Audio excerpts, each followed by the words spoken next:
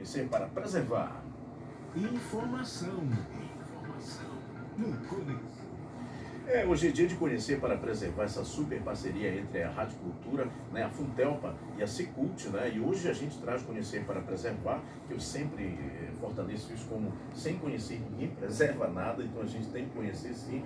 E hoje a gente traz um assunto muito interessante que é o patrimônio arqueológico, memória viva e ancestralidade nos quilombos de Tomé-Açu. Eu tenho a honra de receber dois grandes historiadores pretos junto comigo nessa mesa assim, né, para reconsiderar esse momento tão importante de reconhecimento e herança nossa e falar dessa nossa ancestralidade, né, dos bens históricos, desse patrimônio arqueológico, memória viva e ancestralidade nos quilombos de Tomé-Açu. Eu recebo aqui ao meu lado o Duda, que está com a gente, né? Duda, seja bem-vindo ao Conexão nessa manhã de terça-feira. Duda, grande mestre aqui com a gente, ele que é ativista do movimento negro também. Bom dia a todos os ouvintes da Rádio Cultura. Para mim, para nós do movimento negro, é muito importante esse momento. E Babalu, mais importante ainda, é ser entrevistado por uma pessoa que tem a minha descendência, que se enxerga e eu enxergo também nessa pessoa.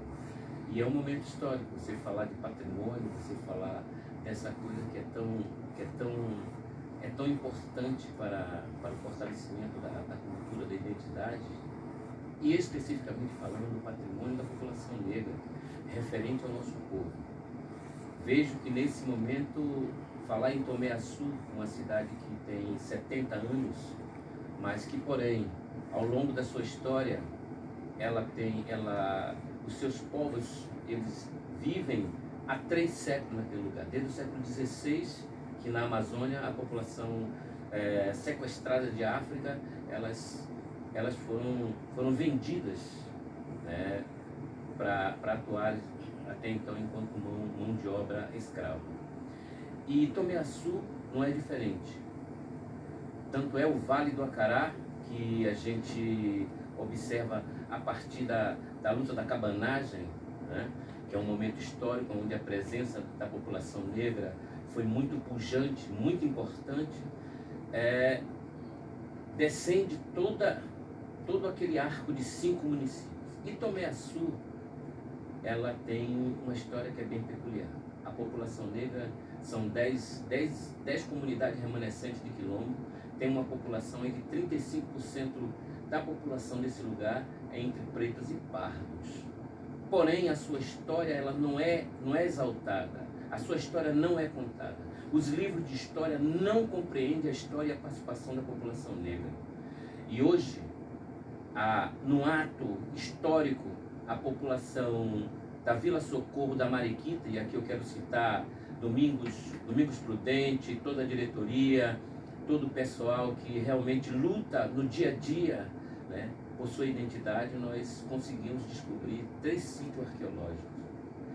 E compreendendo da importância desse momento, nós buscamos o DEPAC, que é um parceiro importante para nós, através da coordenadora Rebeca, e especialmente uma mulher que tem culpa por esse momento e muitas outras coisas, 2 melhor. E Gina Motassales, uma figura especial, e aqui eu quero falar isso, e também uma pessoa que é Silene Nabista, uma figura especial, que tem uma sensibilidade muito grande, porque às vezes não é preciso você ser preto, cara. Às vezes você, por mais que você tenha na pele, você não tenha na pele descrito que você é uma pessoa preta, mas você tem sensibilidade, você se compreende até então enquanto uma pessoa que tem privilégio dentro da sociedade racista, preconceituosa quanto a nós, sobretudo, né, quando você reconhece e faz esse recorte. Então eu quero aqui, é importante fazer menção desse momento. Eu sempre o faço, tá? Então eu quero dizer para vocês que para nós da importância e da felicidade de estar nesse momento. Kelton, obrigado, seja bem-vindo a conhecer para preservar também nessa manhã. Eu quero agradecer, Babalu, é um prazer estar aqui com você, estar aqui com o Duda, nesse projeto que agora eu faço parte, né, junto com ele, nesse trabalho de pesquisa arqueológica, histórica ali na região do Tomé-Açu. Agradecer também a todos os ouvintes, né? A gente tem feito um trabalho também aqui na cidade de Belém, nas obras da COP, vários pesquisadores estão junto com com a gente, paraenses, pessoas pretas, pardas, agradecer a todos. Reforçando o que o Duda disse, né, nesse agradecimento, agradecer a parceria da Silene, acho que é fundamental, isso tem que ficar muito claro, junto ao DEPAC, agradecer a todos os participantes. E para a gente é uma oportunidade que tem ficado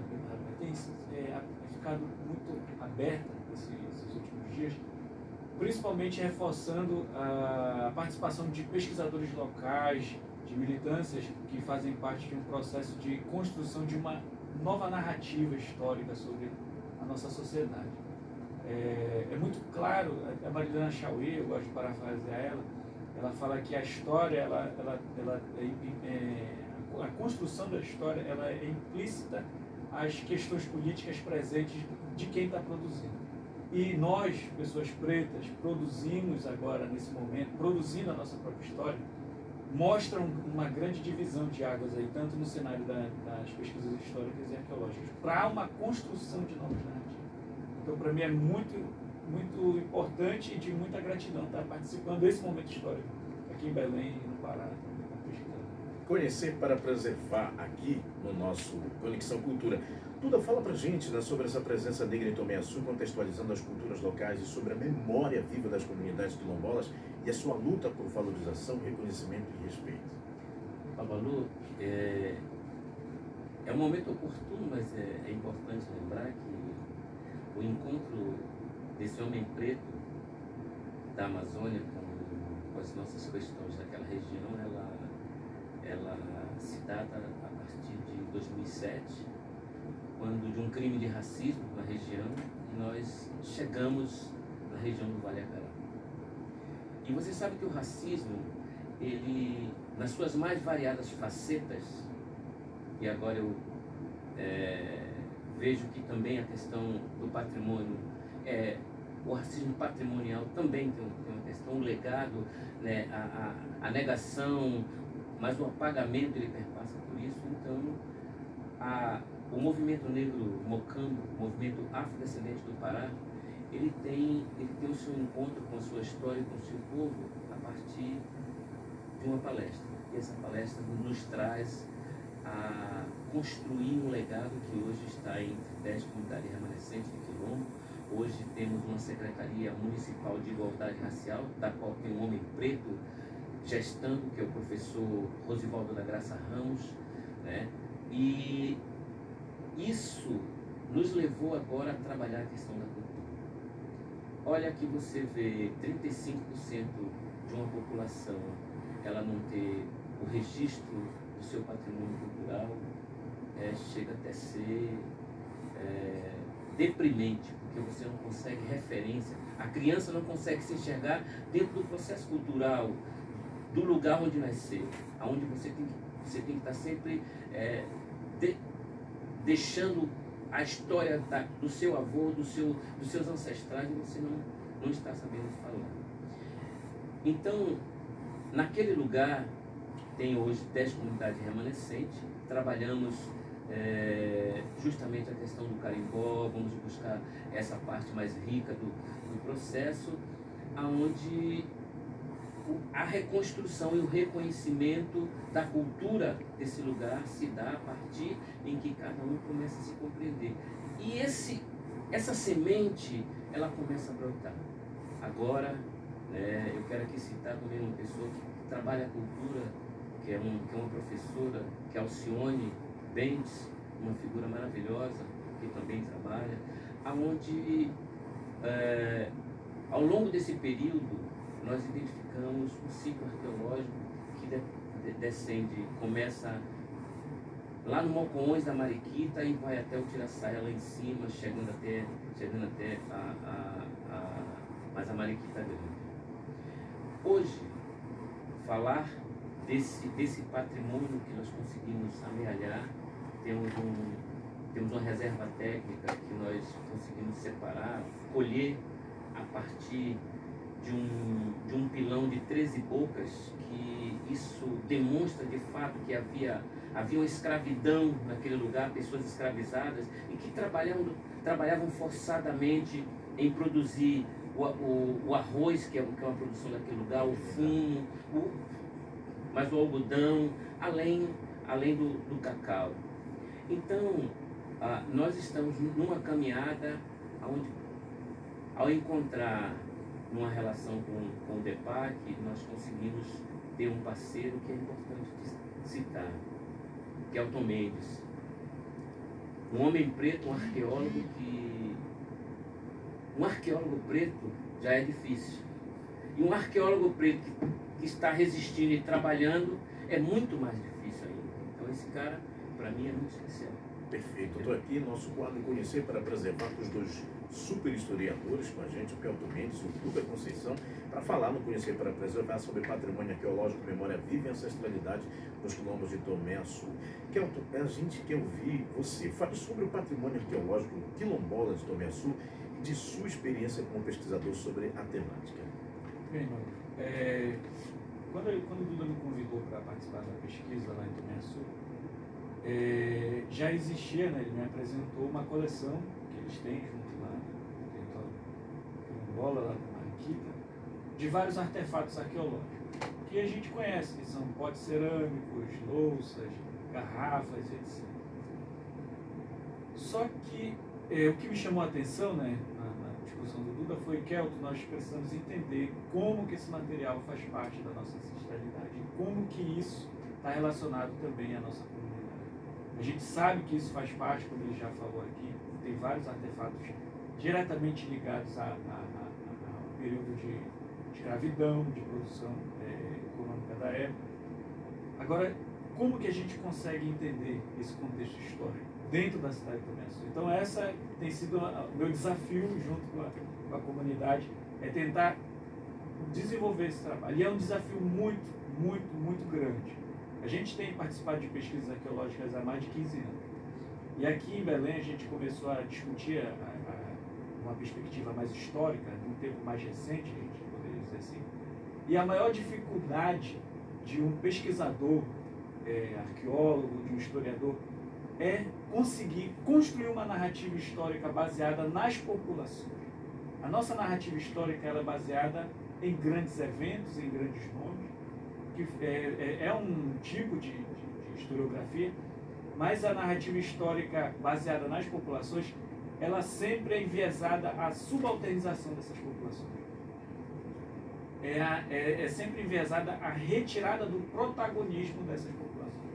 E aí eu falei, Duda, a Silene também, a gente tem conversado muito, acho que foi em 2021 a gente já vem discutindo isso. Um exemplo, para eu chegar em Tomé Açu e ficar muito mais claro, um exemplo são os casarões históricos do Centro Histórico de Belém.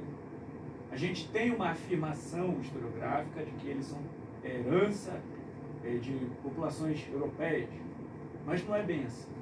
Esses casarões, eles não foram construídos só por populações europeias, que vieram para cá, invadiram, colonizaram.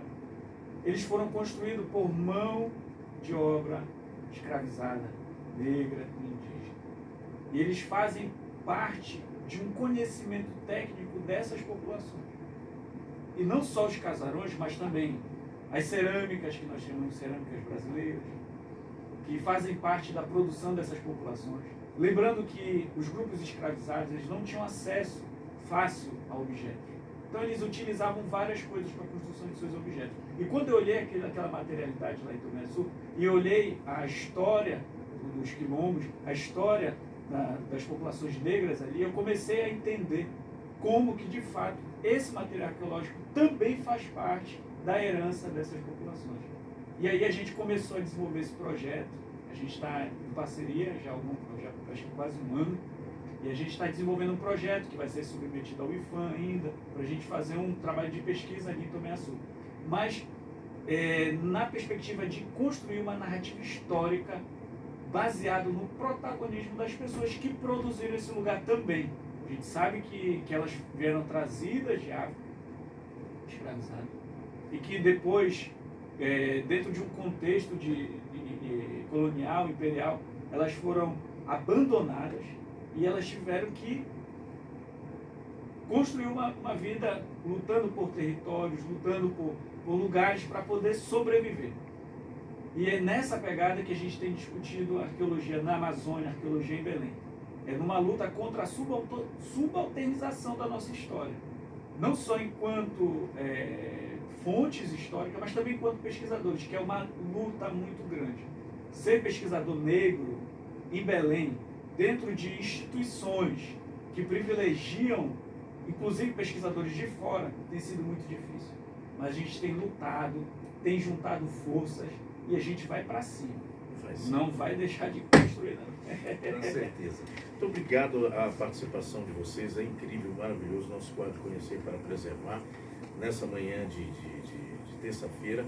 E reconhecimento cada vez mais pela luta de vocês, por esse momento. Eu fico emocionado, né, por ser homem preto também, e passar e saber de toda essa luta e ressignificação e comprovação que a gente precisa ter, e o caminho é esse. Né? O grande mestre de tudo, também o autoagradecimento, é o nosso quadro Conhecer para Preservar, nessa terça-feira. Obrigado, Babalu. Mano, eu não posso deixar de citar isso aqui. O patrimônio a partir da produção, e aí eu quero um dia te presentear uma farinha no paneiro. Empaneirada é coisa rara, viu? É coisa que você vai comer uma farinha onde você vai degustar de fato a farinha de qualidade, construída no quilombo, por quilombolas, pessoas que de fato vivem e vivenciam sua história. Por último, quero te dizer, cara, esse lugar é o nosso lugar. É o nosso lugar. Concordo. Não vamos nunca abrir mão desse espaço, porque é um espaço que nós ajudamos a construir. Todos. Então, eu quero agradecer aqui a direção da Rádio Cultura, quero também agradecer especialmente a você, Negão, né, a sua produção, ao seu diretor, e também agradecer à Prefeitura Municipal de Tumiaçu, através do prefeito Carlos Gustavo Vieira, também ao secretário municipal de Igualdade Racial, Rosivaldo da Graça Ramos, um preto que lá está e tem muita dificuldade, mas especialmente falar desses caras que me acompanham e que me energiza no dia a dia. Gina Mota Salles, Silene Pisa, esse negão aqui, a minha família que não me deixa eu saio de lá 4 horas da manhã, eu chego aqui 10 horas da manhã, que não é fácil. Mas nós estamos aqui na luta e não vamos resistir, não vamos recuar um passo, vamos contar a história da população preta no município de Tumiaçu. Muito obrigado. Muito obrigado, a gente que agradece. Quero também agradecer a sua presença aqui no Conexão. Obrigado. Nessa noite. 9h57, o nosso quadro Conhecer para Preservar, uma parceria com a Funtelpa e também a Secult. E hoje o nosso patrimônio arqueológico, memória viva e ancestralidade nos quilombos de Tumiaçu. Sempre e sempre resistir, trazer conhecimento, isso é mais importante. 9h58.